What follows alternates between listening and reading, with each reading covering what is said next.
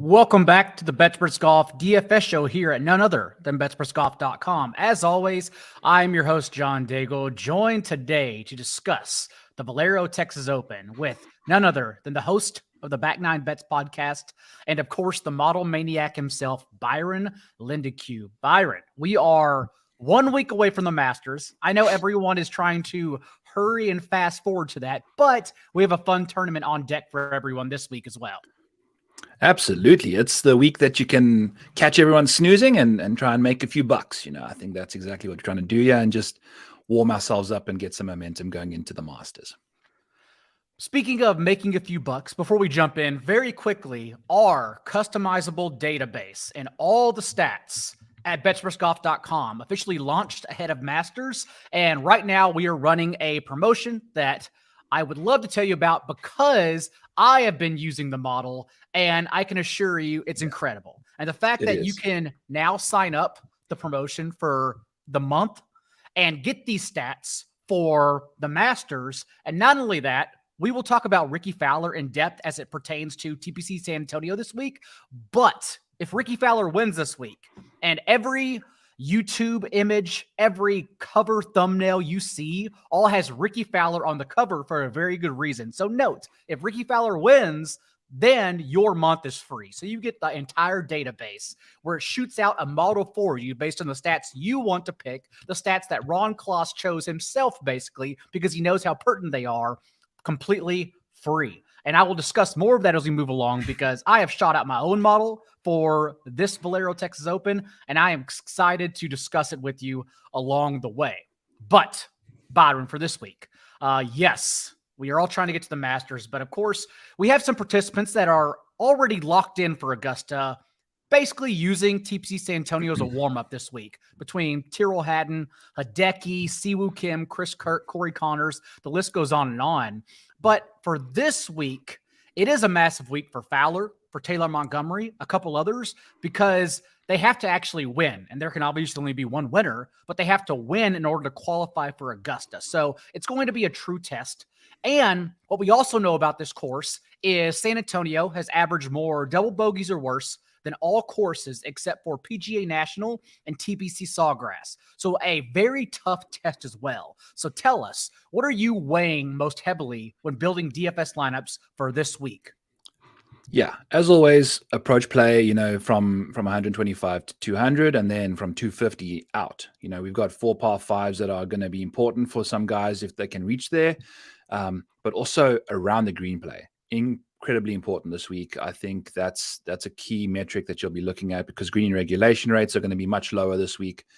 And then as a result of that, around the green play, 5 to 15 feet putting on all surfaces are going to be another key metric I'm going to be looking at because that's where you're going to be chipping your golf ball to most likely from around the greens that you're going to do a lot. So, and then if I'm a little concerned about a golfer's, around the green play, if he's good out of the sand, I'm okay with that too, because it can be pretty much called TPC San Antonio. Like it's going to be bunker play after bunker play, and it's going to be fun to watch. The bunkers out here are massive. So we're going to see a lot of guys out of the sand, and it's going to be an interesting week of scrambling. Per splits, Ron Kloss himself, course preview, which again is free for everyone. I suggest starting your research with it every Monday evening.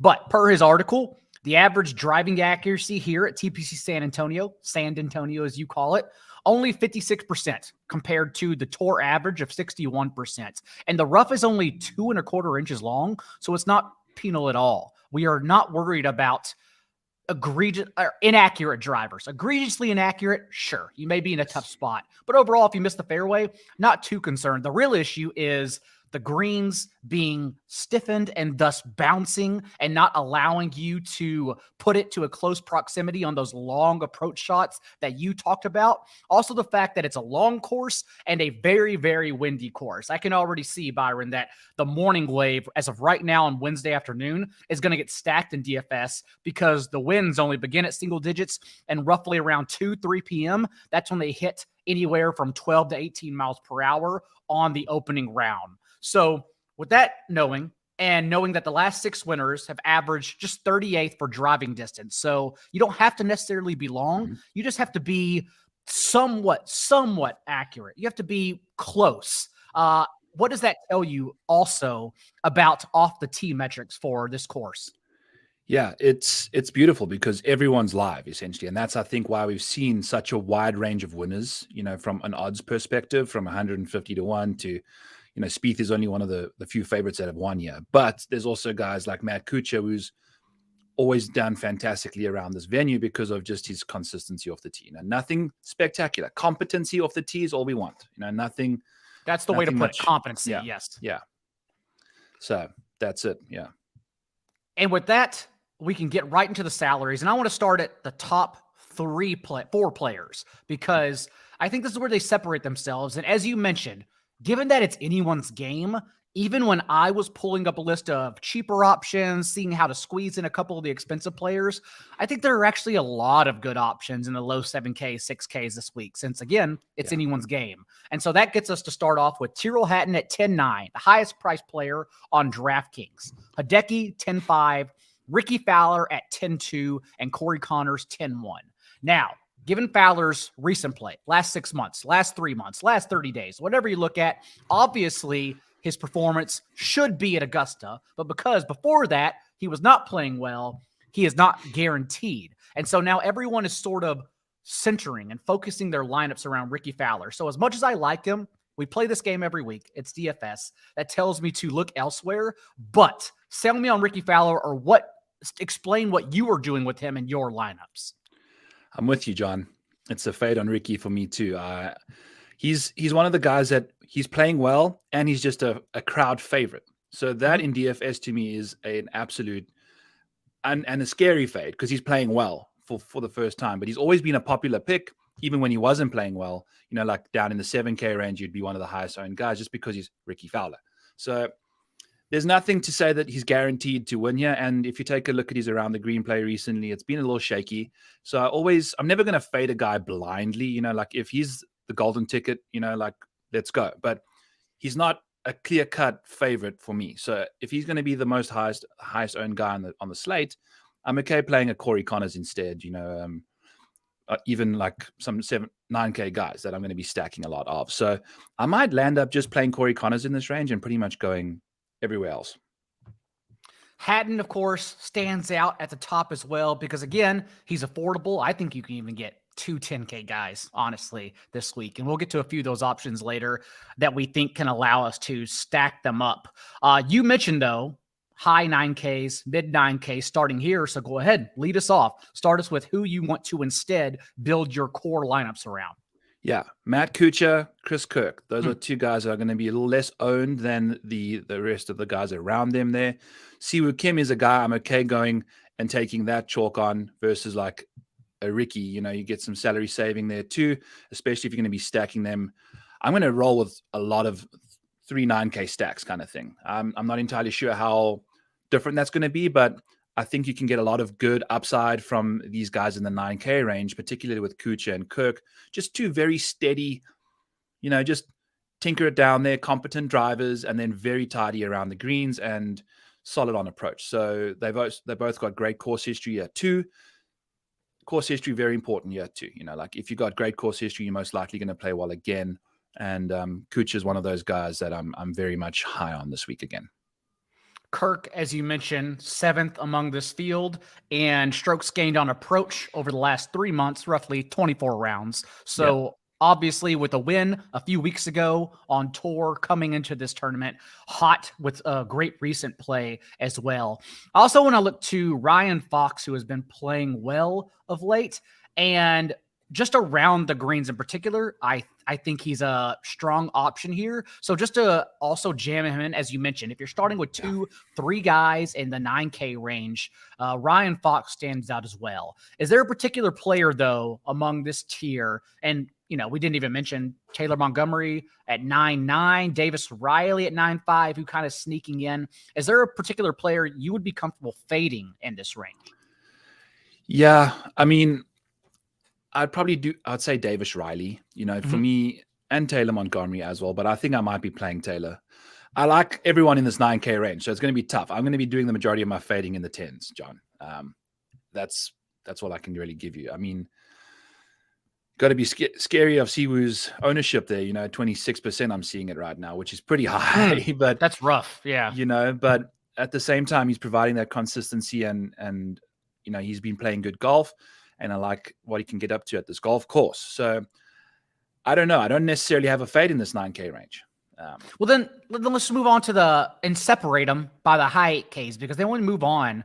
JJ Spawn, 8-9, Norn, 8-8, Ben Griffin, who's been playing well of late too, 8-7, Christian Bezedenhout, of course, 8-6. So anyone stand out here at the top of the 8s, knowing that that's really the range, like you're starting to stack in the 9s and going down from there? Yeah, Bezzy, my boy Bezzy from South Africa. I think he's right in the mixture. If you take a look at sand proximities from the bunker, around the greens in particular, he is one of the best, and we're going to see a lot of that this week, like I mentioned. And he's looking like he's going to be single figures owned. And Ben Griffin kind of fits that same mold, very solid around the greens, and that's what Ben Griffin does, and he can pop on approach.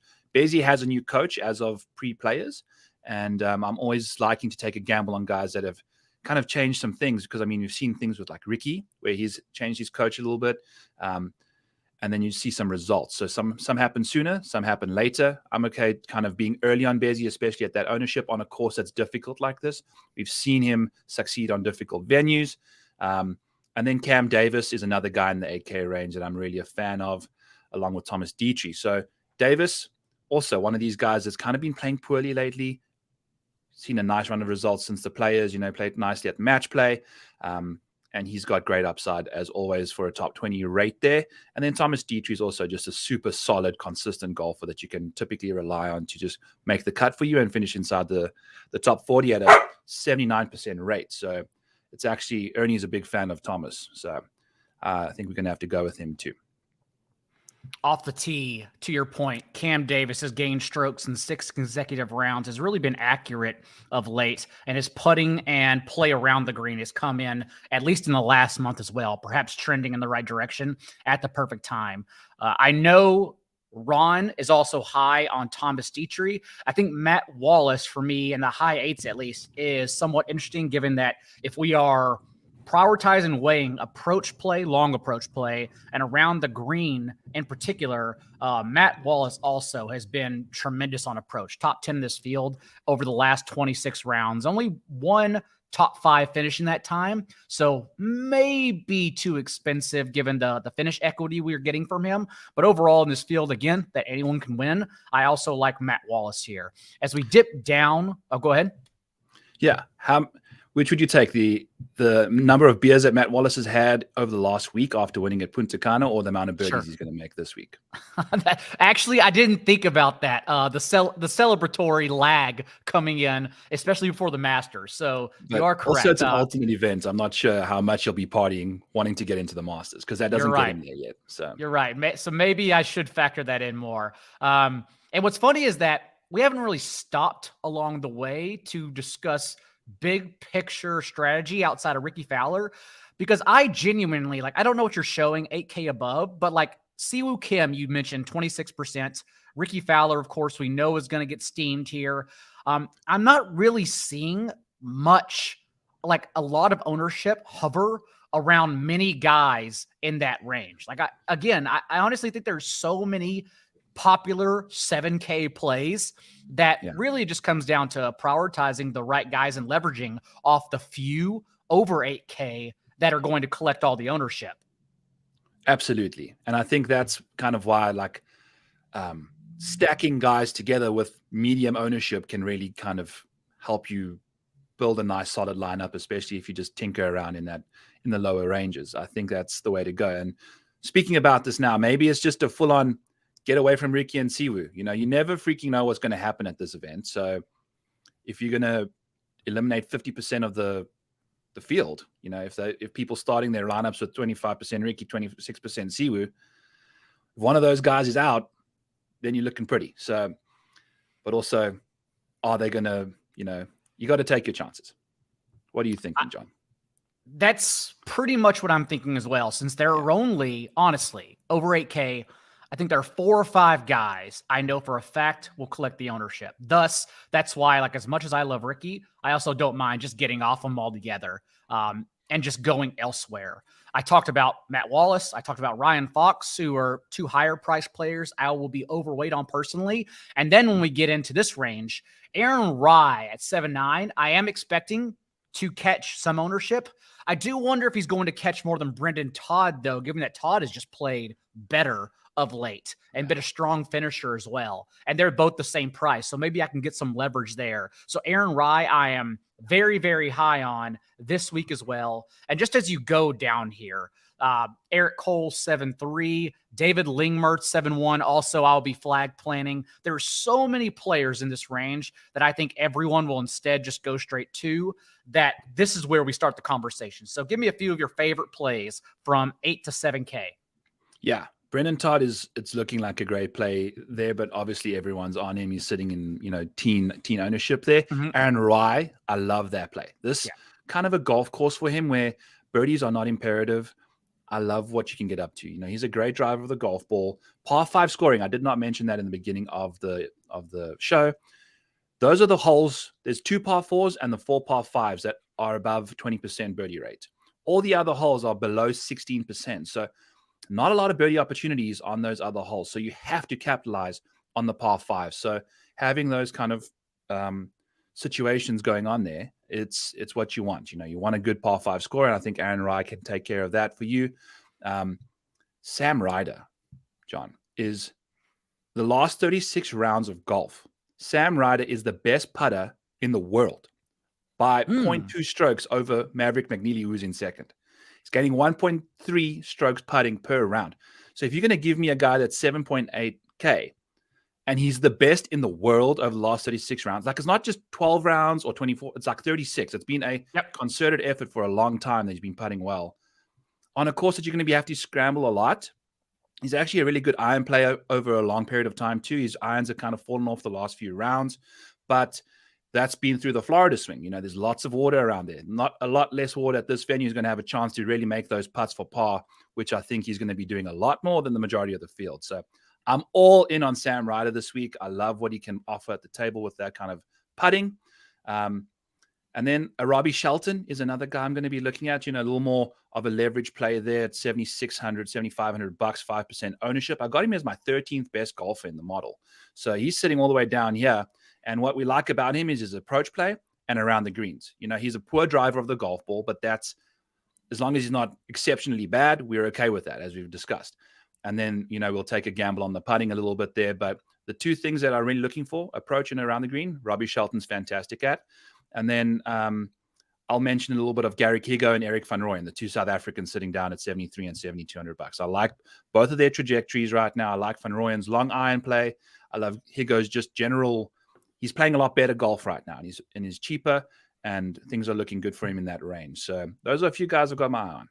Seems like Van Roy has been mentioned on this show a few consecutive weeks as well. So seems like he's trending at the right time as you continue talking about him for the past few weeks. And a few weeks ago, he did have a strong finish. Also, I should mention, I talked about Eric Cole, but I want to say that I'm very high on Eric Cole at 7-3 because you already have discussed throughout the show the importance of around the green play. And in terms of scrambling percentage over the last few months, 2 months exactly, Cole is second among this field and 20th in around the green proximity. Also on Sam Ryder and his putting prowess, I should note, as Klaus noted in his course preview, one putt percentages are at roughly 40% at this course historically. So that tells you that because golfers are forced to scramble from the rough so often, given how hard the greens are and how windy it is and how hard it is to actually pinpoint that long approach shot, that means they're usually left with like shorter putts or longer putts if they do happen to land their ball. So one putt percentage and Sam Ryder being the best putter, that's certainly something that you caught my ear with for sure. Yeah. And Eric Cole is fourth in par 5 scoring, my friend. So I'm all about that for you too. And remember, like, this is out the gates. Like, number 2 is 602 yards. I think it'd take me maybe 5-6 shots to reach the green, honestly, especially with 18 mile an hour wind. And then the first 4 holes are 1,100 total yards, which is insane. No fun. Yeah. It's not and yet, as we talked about, that's going to force long ball players into our DFS lineups for the most part. But remember, as we said, long ball hitters aren't actually the priority, or just a matter of getting yourself in good position for that second long approach shot more than anything, as the average approach shot at this course over the last 5 years has come from 181 yards out.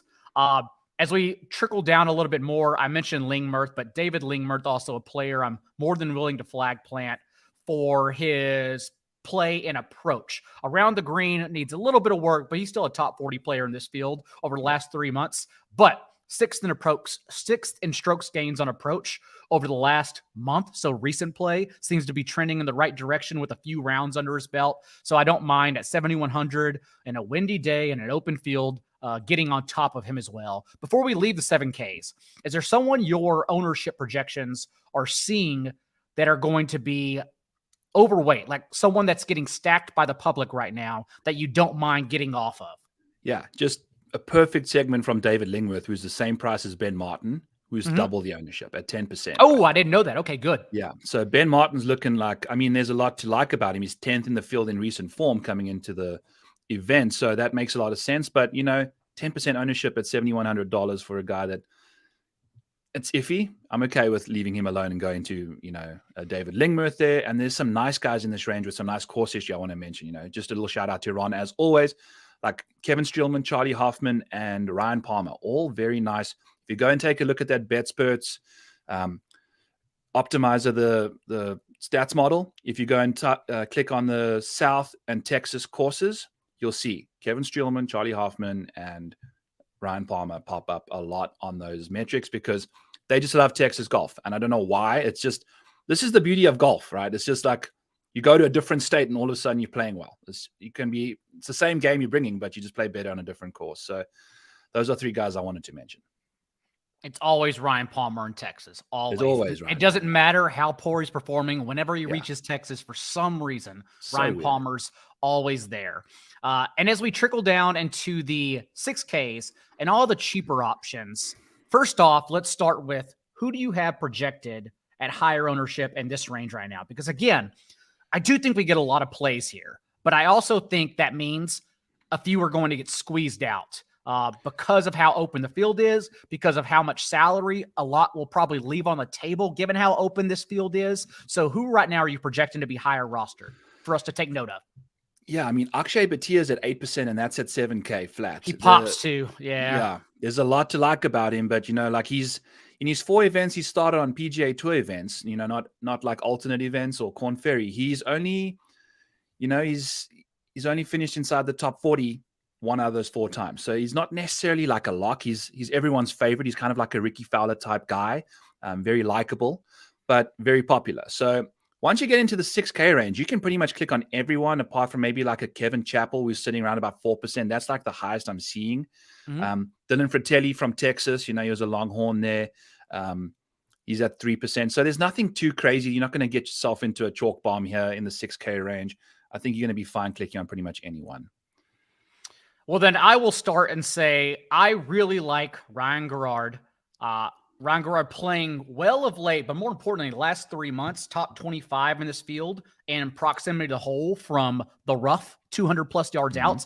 So a long bomb hitter, not to mention that also his scrambling percentage once he gets closer to the green over the last 3 months, 43rd in this field, which I still consider great given it's 6,600. So I'm very high on Garrard at 6,600. And then if you want to go to like the very bottom, again, because I mentioned this last week, we'll probably talk about it more for a longer Masters DFS show next week. We will definitely have guests, but Ron likes to prioritize finishing or history, just like, have you finished historically well? Do you have a finishing equity in the 6Ks?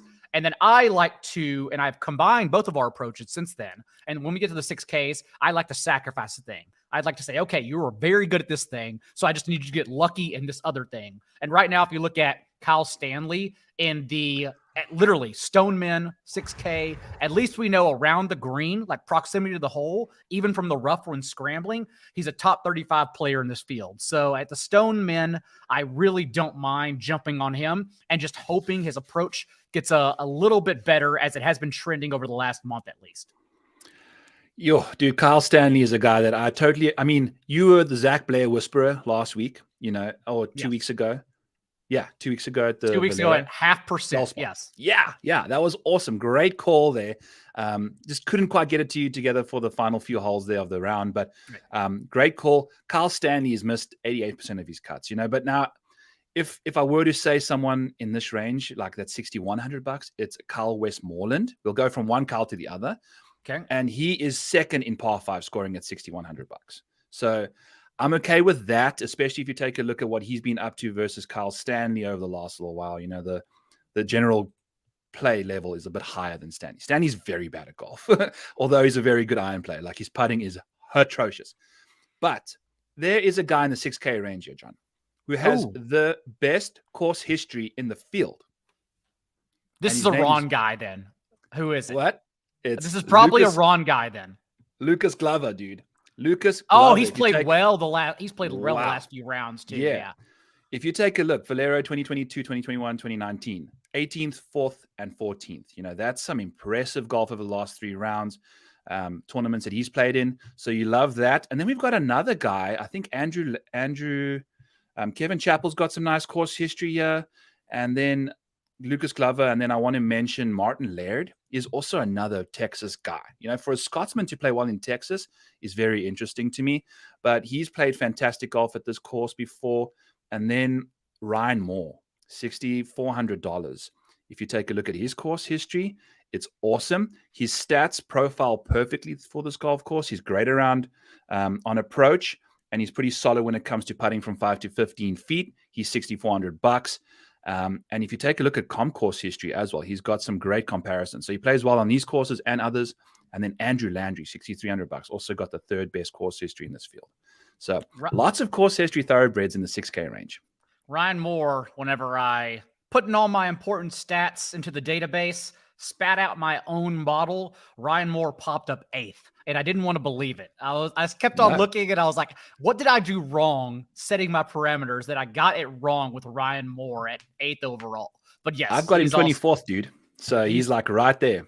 He's apparently popping for me as well. Lucas Glover, I do wonder if he gets steamed a little bit at 6,900 given the course history, because that's usually what everyone looks at is course history. The first thing they look at anyways, whenever they're trying to select a lower player. But given also, as we mentioned, how well he's been playing the last month, I tried to click him a few weeks ago, but he wasn't trending in the right direction. And then all of a sudden now his last very, very small sample, but the last few rounds has been playing much better. So I don't mind that at all. You mentioned, though, a core of 3 players you had, stacking 3 in the 9Ks. So it doesn't have to be the 9Ks, but give me your 3 favorite players, though, that you'll be overweight on this week. I'm going to say it's going to be definitely Matt Kuchar. I'm a big fan of him. Okay. And he shouldn't be high owned at all. No, you'll be sitting, under 20% for sure, because there's Davis Riley, Matt Kuchar, Chris Kirk, Taylor Montgomery, all in that 9K range. They're all going to be very flat around Siwoo, especially with Siwoo taking all that ownership. I like him. And then I want to tell you that I'm going to be playing Sam Ryder. I think he's going to be my 7K guy. And then somewhere a little lower down here, I will tell you that I'm going to be playing. I think I like Lucas Glover. I love his ball striking here. I think he provides that safety you're looking for, and that course history for a guy at that price, very nice. And then maybe like a 3B would be Ryan Moore. My model also spat out Rickie Fowler at number 1, but I'm going to shove it to the spreadsheet socialist and instead go against the grain in the numbers. But I will say that I won't even say that 9K and 8K guys. My 3 favorite players personally, as we've talked about throughout the show, are Aaron Rye, Eric Cole, and Ryan Garrard. So we've given everyone 5 names at under 8K that we are very, very high on, which then should allow them to sort through the ownership game in their head between Hatton, Hideki, Connors, and Rickie Fowler themselves. Do you want to chat about Hideki for 30 seconds? Oh, yes, please do. What is your take on Hideki? Because at what ownership are you comfortable rostering Hideki in your lineups? So when we start discussing that, you have to think about Masters players or players who have qualified for the Masters playing in the tournament beforehand. And Ron has the strokes gained, again, in his betting preview for everyone, which pay for the first month and it'll probably pay itself off. And so he does have the information in there, but what are you saying you're projecting the ownership at now? Sitting at about 8% right now, which is